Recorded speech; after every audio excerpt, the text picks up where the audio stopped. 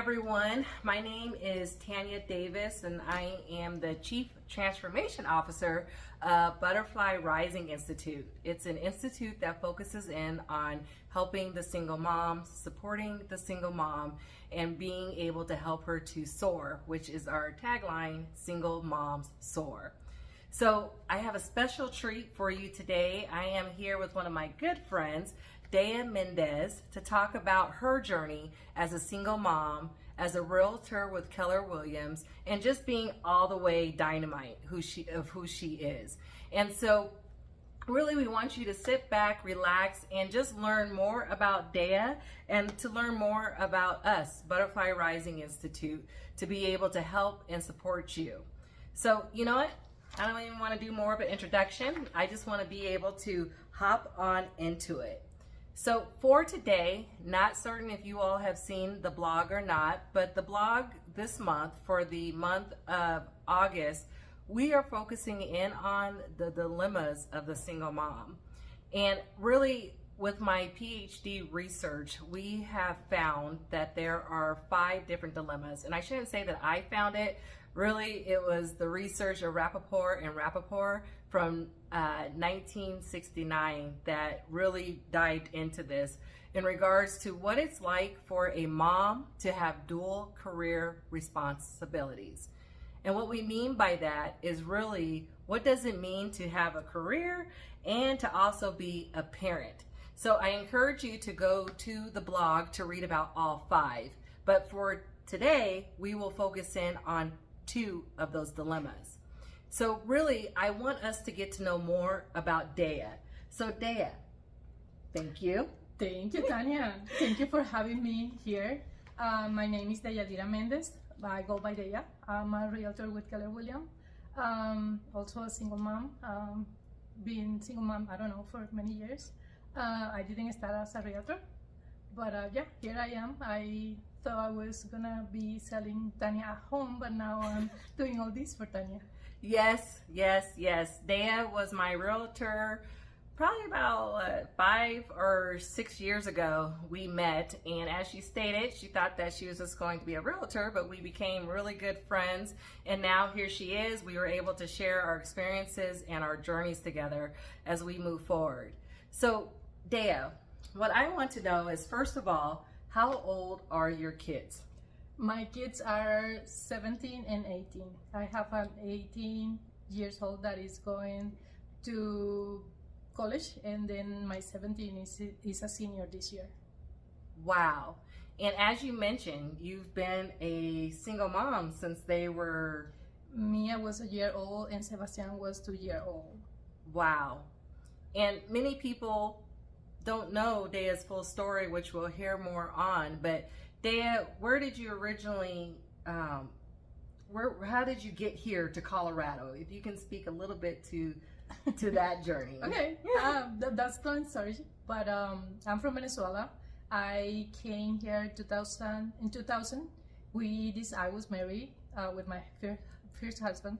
We decided to come here just to study English. He was gonna get an MBA, and we came. And long story short, so life happened. We had kids, and we decided to stay. And then divorce, life happened, and then divorce happened. And that's how I'm here. Right. Yes. So through her story, and as I've known Deya probably about 8 or so years. I don't know. I've known Deya for a very long time, and it's been very amazing, awesome to see her story, especially in regards to these different dilemmas.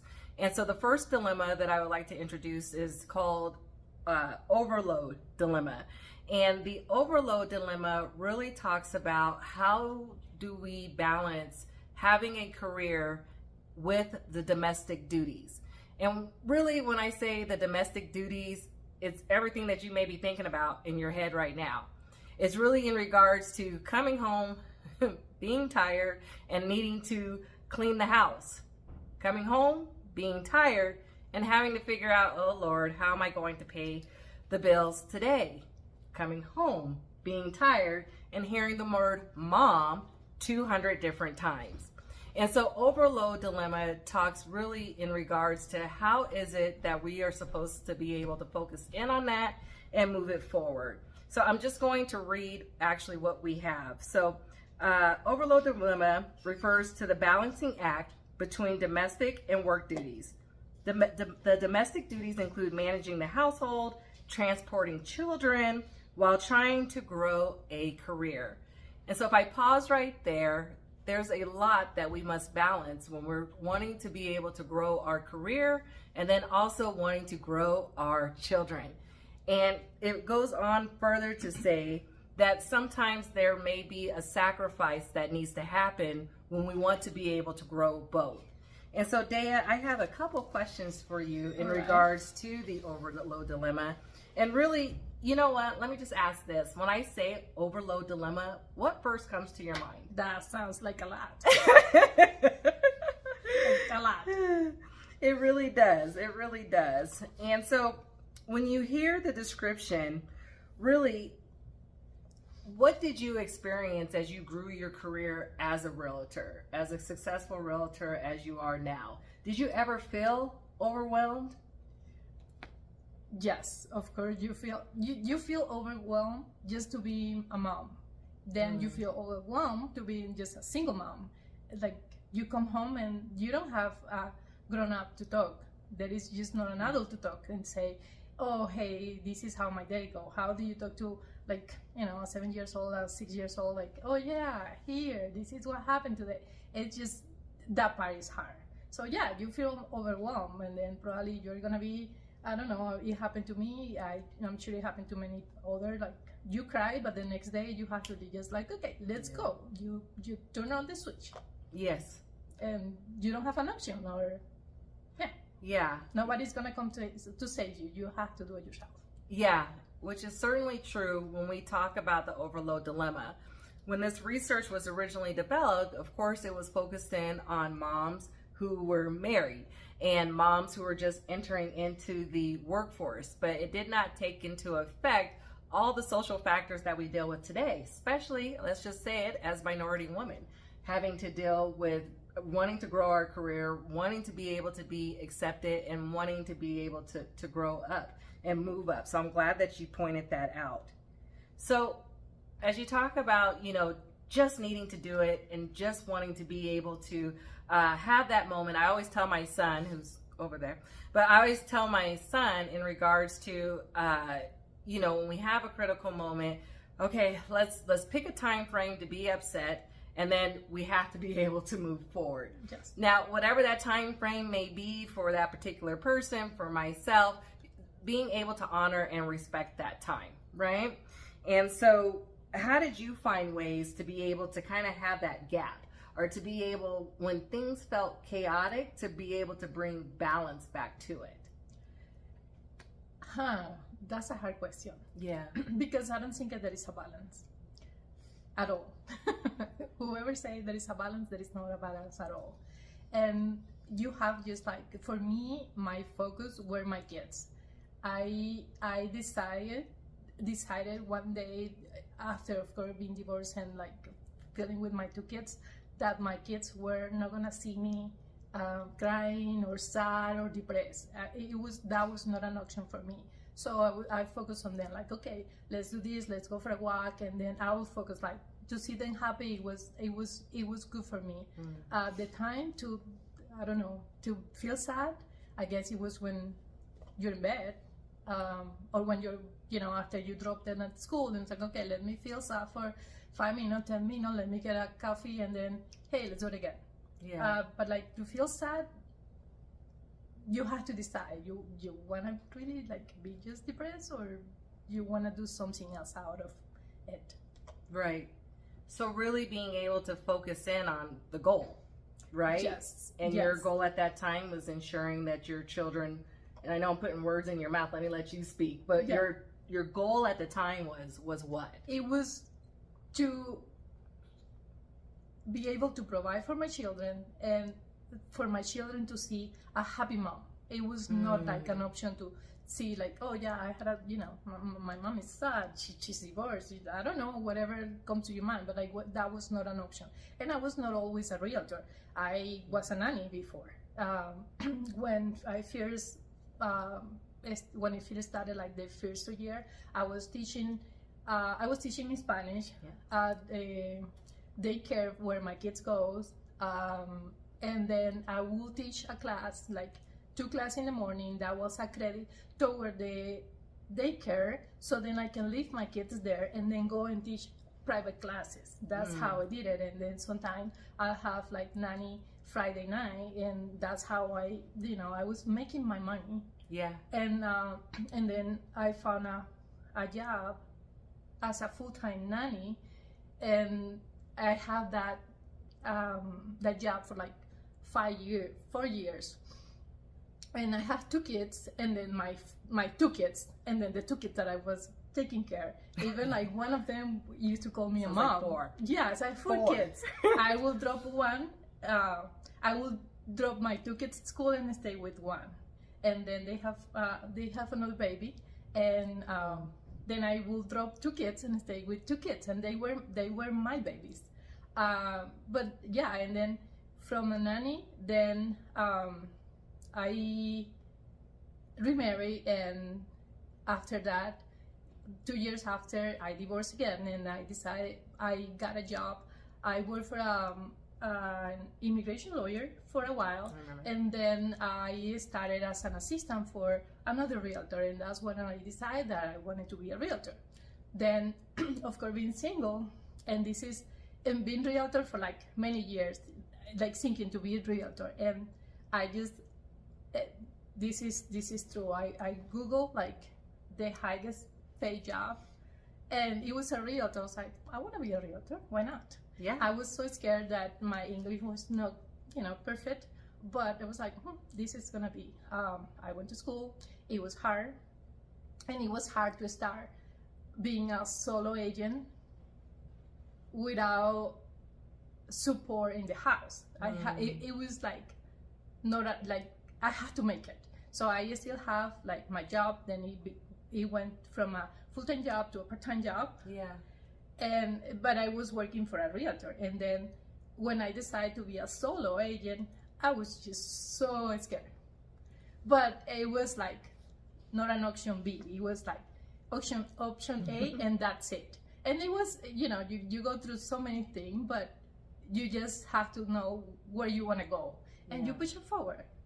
It was easy? Oh, well, no, it was not easy. But also I have a lot of people around me that were supporting me all the time.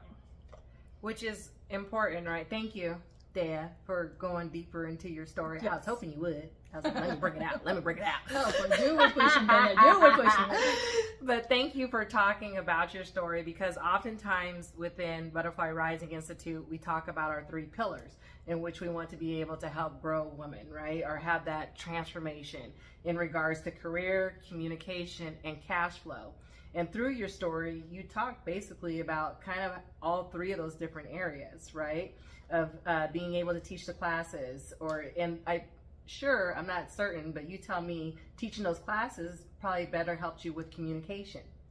Yes. So I became a realtor, as I say. I Googled it, and then you find out like, okay, this is the highest pay, one of the highest paid job, and it was important for me because I was a single mom. It was like I wouldn't have any other like income to help, right? And then working for the other realtor, I started like talking to people on the phone, like people that wanted to like buy a home and start their own journey, but also people that come from different countries. And that's when I fell in love with like the whole thing, and I wanted to become a solo agent and be able to help more people. Yeah. When I started, and this is funny because people think that, oh wow, you're a realtor. How many houses do you have? Oh wow, you drive a nice car. Well, I didn't have a house when I first started. My first house, I bought it 2 years ago. Woo-hoo! So it is a process, and then you have to like in the process you learn a lot when you're like helping people. Then you learn how to help also yourself, and that's how it started. Wow. And then I start like teaching the classes for first time home buyers, and you feel in love like with the fact that you're helping somebody to feel something else, that they have a dream come true. Um, Many like immigrants, and then like a friend of mine that they didn't buy a home like for many years. They didn't own a home until they were like 50, 60. That's rewarding. That's when your job start to be like, okay, now I love what I do. Now I have a passion for what I do, and then be able to help and to teach and to let them know that there is always something that they can do. Wow. I think your whole story is great, but you were a self-starter and you were able to identify steps to be able to get to your goal. And what stayed in mind is the community and helping others and wanting to really be able to pour out what has been, that was poured into you, or really just being able to, I love how you always lead with your heart is what I'm trying to say. And so it's always beautiful because when you do lead with your heart, so much more happens. So yeah, go ahead. And there is no other way. How can you do something that you love without your heart in it? Yeah. And that's how I feel about all of you, is being able to help and just being more, the Institute to me is really just being able to be a wraparound supportive services for single moms as we grow, as we develop. I oftentimes realize that I was the only single mom in my group, right? In my group of friends. I don't know if you've ever dealt with that. But oh, yes. Yeah. you will feel left out. Yeah. They won't invite you because you have the kids. And sometimes they will invite you, but they say, hey, no kids. No, yeah. And that's always fun. Like sometimes, yes, I don't have family here. Yep. I didn't have anybody to leave my kids with to go and have a drink or something. But, and I didn't want it. Like I was content not going. Like, okay, I'll stay with my kids. That I was fine. But yeah, you feel left out with so many of your friends. They won't invite you, they won't say. Yeah. But it is a thing for many years. Was a thing like, okay, why did they invite me? Oh, well, because everybody is like, or even married or with somebody. So you're not invited there. Yeah, and that's one of the 5 dilemmas.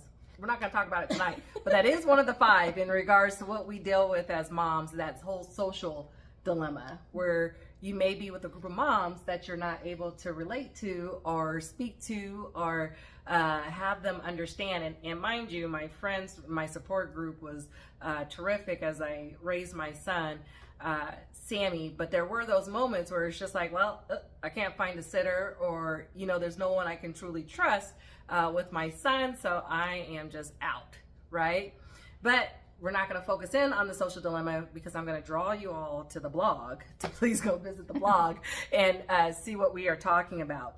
So Deya, we talked about the overload dilemma, and now I would like to talk about the normative dilemma. And really, this is a lot like the first one for the overload, but normative dilemma deals more with that commitment level. And let's be honest, we often say that, well, I could just split it. I can grow my career, I can raise my children, and I could just be everything to everyone. But what I realize is that we end up burning ourselves out when we want to be everything to everyone.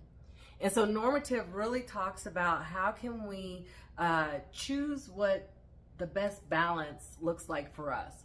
And of course, the researchers did not say that, but that's how I'm interpreting it right now. And I'll just read it so then it makes it easier. We're all on the same page. But the second dilemma is more interpersonal to the mother. It is experienced when a woman first becomes a mother and must decide on a commitment level to her career based on expectations from society. And oftentimes when we talk about society, so this is me stopping reading, right? But oftentimes when we talk about society, it's based on those stereotypes that we often see as women. Back many years ago, women were thought to need to be in the home, cooking, cleaning, doing all those domestic duties. But when the things transitioned and women really started to go to the workforce, that's where things started to change, right? We started to get our voice, we started to get our own individual identity, and we didn't need, and I saw some fact where way back in the day, in order to get a credit card, we needed permission from our husbands in order to be able to even get a credit card. So times have really came forward. But now I'll go back to reading. So sacrifices are always made by women as mothers, but the list becomes longer, especially for single mothers, when put on the spot of deciding to grow her career. So what I want to know is, as you're raising your children, did that moment ever come where you really had to kind of make a critical decision? Do I want to move forward with being a realtor, or do I want to pull back and do an alternative? Which there's nothing wrong with it, but did you ever get faced with that decision? No, I didn't have a time for that or the chance to think about it. Okay.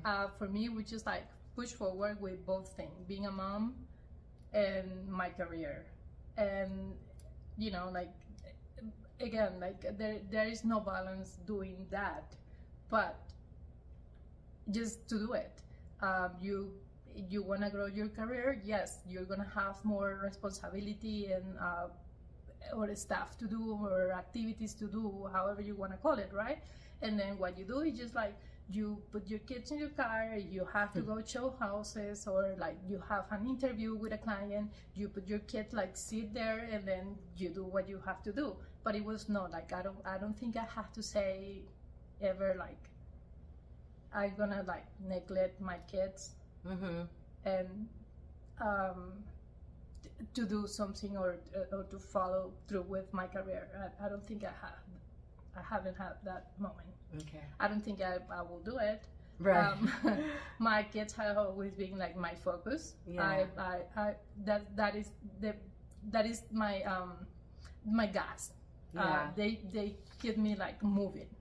Of course, because I cannot say to them, oh, hey, I don't have money for you to eat. Don't eat this week. You know, that I cannot buy you shoes. Yeah, you have to just push it forward. But I don't think I have that to take that decision to, okay, what I'm gonna do. Yeah. I know for me, for full transparency, that's how I ended up being a government worker, right?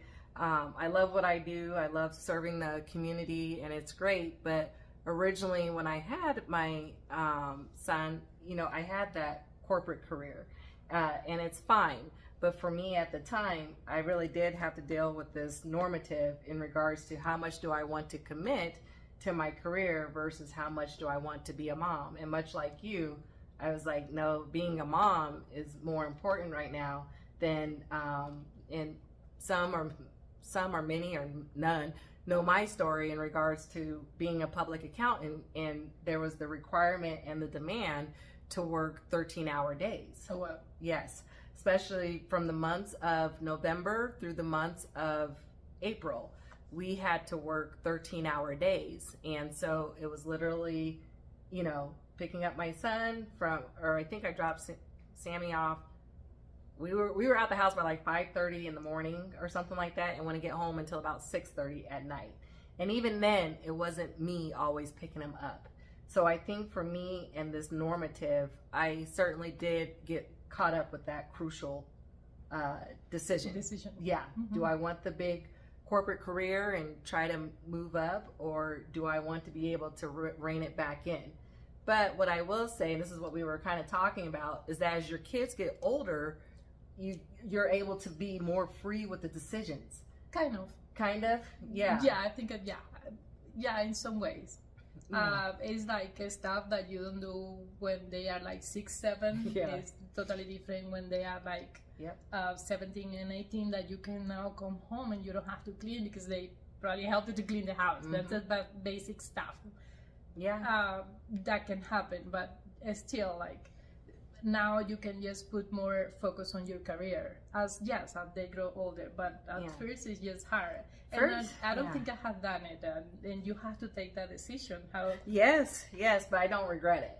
Okay. I don't regret it, and I enjoy also being able to serve my community daily in the career that I have now, both as Chief Transformation Officer for BRI, and then being able to work in the government sector doing what I do. So don't regret it, but this was a real decision that I had to face. So, but this is about you, Deya. No, it's good. We talk about this is about like us as a woman, as moms, as we move through this. And Deya and I both have older kids, so I'm not certain, for those who are watching, how old your kids are. Feel free to put it in the comments and ask us any questions that you may have. But what we really want to be able to convey, that this is not an easy journey, and we recognize that we have lived through it, living through it. Let me just put it right like that, living through it. And so that's what the thought is for Butterfly Rising Institute. Is I thought of it, I built it out as though I was back at that 20-something-year-old child and really wanting more of a group. So let me turn that question to you. Do you think that an institute like this, Butterfly Rising Institute, would have helped you as you came up as a single mom? Yes, a lot. I had to face the having kids, being in a different country, not having a family here, and then start a career. Like I didn't know where to start, or like I didn't even know how to set up a goal, and and I have taken many training and classes and and motivational, all the stuff that you I was gonna say a bad word, but I'm not gonna say it. But all the stuff that you read just to push it. But yeah, it should, like, I didn't know the stuff that this can help, or like you can study and have like a coach next to you that can help you navigate your journey and like make it easier in a way. Yeah. No. Thank you, Deya. And Deya and I are each other's support still to this day. And Tanya is super organized. I am not. I am not. I just do it. She's like organized and then step by step, and then like okay, wow. Did we do it? Did we go? Type of thing. And so really, Butterfly Rising Institute wants to be this for you. A connection, a resource, and a way to be able to walk towards whatever your goal may be. I know when I first started this, and when I was first getting it going, and even wanted to be able to transition from my career, you hear a lot of personal development coaches, professional development coaches talking about, work hard, grind, and you can make $1 million. Well, realistically, it's a step-by-step journey to be able to get to where you want to be. And really the focus is you. Where do you want to go? Mm-hmm. And it may not be being a millionaire, right? But I think being a millionaire, it can be interpreted in like so many different ways. Yeah, okay. Because it's not just about the money. No. I mean, how you feel being a millionaire or wealthy or in a good place is not going to be the same for you as it is for me. And the focus is, once again, it's you. But like also like, I don't know for you, but like for me, it's just like, okay, I'm stuck in here, like, or what do I do? But like we have to learn, like, also to recognize where are you coming from, and where you are right now. And then from there, like, okay, like I can do this. It's just like a step by step, one step at a time, however you want to call it. But yeah, once again, it's like what is success for you is totally different for me as for other people. And it's about identifying what it is that you want. And so really what we're going to do is start to end this out. And so really, Deya, I'm gonna ask you two different things, right? I would like for you to provide a tip of what type of tip or guidance would you give, that mom who's a fresh mom, just had the kid or just became a single mom. what would your tip be for them? And then maybe what would your tip be for that transitioning mother? So kind of that space that we're in where our kids are starting to kind of transition out of the house and we're getting ready to become, you know, empty nesters. Or I am an empty nester. So the first one is that new one. Let's focus there. So being new as a single mom, oh, it's not the end of the world. Believe me. Amen. It's, in a way, you know, like, and this is because of my background, right? So you're now a single mom. It's like, wow, you're gonna be divorced. You're really gonna be divorced. Don't tell anyone that you're gonna be divorced. That's how it is, right? But it's good. Some married, they have to end, you know. And it's not bad. It's good because now you're teaching your kid, like, you don't have to stay in a divorce that, you know, that is not working, right? Right. It's hard to understand that because now, oh wow, now I'm by myself, right? Or you feel like a failure. No, it's good. Life continues. Yes, push it forward one day at a time, and it's gonna be good. You know, whatever you decide, just take one step at a time, and don't feel like this is a failure. And nothing has to be perfect. Nothing.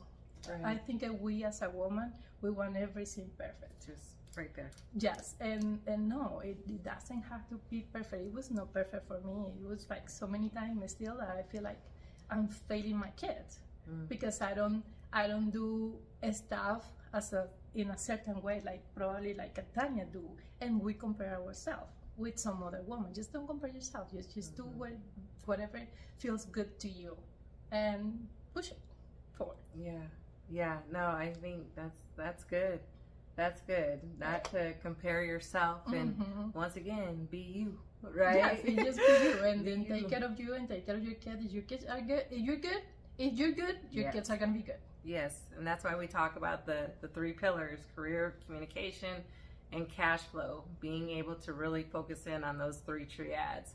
And then, Deya, what would you tell or give a tip to those moms who do have the older kids that are kind of transitioning, right? Getting ready to graduate high school, going off to college.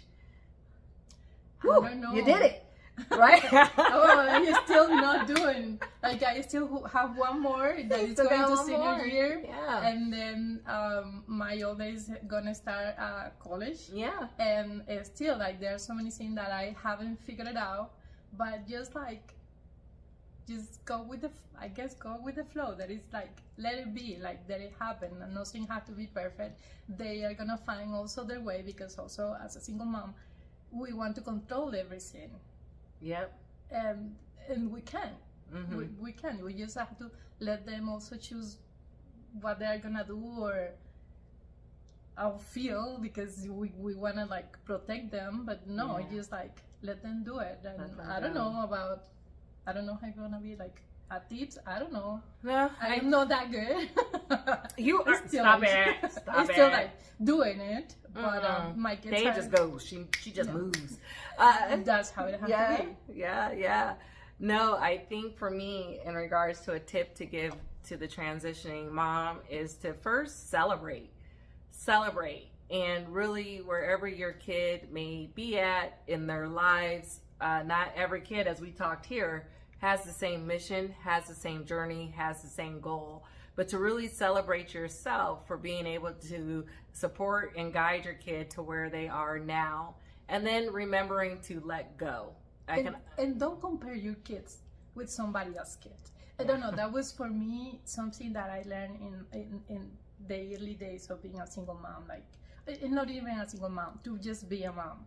You know, like, there are other moms that always say, oh, my kid is this, my kid do this, and then he's going this, and then he has an A.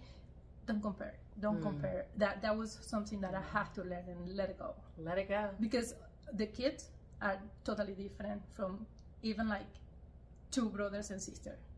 If you have 5 kids, all of them are gonna be different. So now, if you compare with a kid that is not your kid, but is because the other mom is bragging about, okay, that's good. I don't know. And you always got that one mom. Always. But it's not just like, I don't think that we do it on purpose. It's just like, it happened. It just and happened. So it's just like, they're gonna be whatever they're gonna be. Yeah. They have to choose their path, where they want to go, Yeah. and then we just support them. Yeah. Well, those are our tips that we share on our journey in regards to raising our kids and still raising our kids. So it's not like we're done. I remember my grandparents, my mom, everyone used to tell me, well, you're not done when they turn 18. And I'm like, yeah, right. They're going to be gone. They're off my payroll. That's all I say. They're off my payroll. My son still seems to be on my payroll. On my payroll, it's just fine. But, you know, I don't know if this journey ever ceases, which is fine. But you're always going to be there somehow. I don't want the journey to end. I don't. Yeah. I just want to have my kids always. Yeah. They are gonna do their life, but they are gonna be my kids, and I'm gonna be here to support it. And yes, right? But, looks yes, different. Totally. Looks different. So, well, thank you, Deya, for coming and being part of the very first single mom spotlight this evening. An experiment. Woo! Thank you so much, Tanya. Yeah. And thank you all for watching and joining us today. Part of the next segment, there will be more information in regards to the events that we have coming up, and we would love to see you at our next one. Of course, we have our 8-week intensive where we focus in on you and what your goals are and how to be able to move you towards those goals. So stay tuned. We'll have that information right after this video ends. So goodbye for now, and we will see each other again soon. Thank you so much, Tanya. Thank you.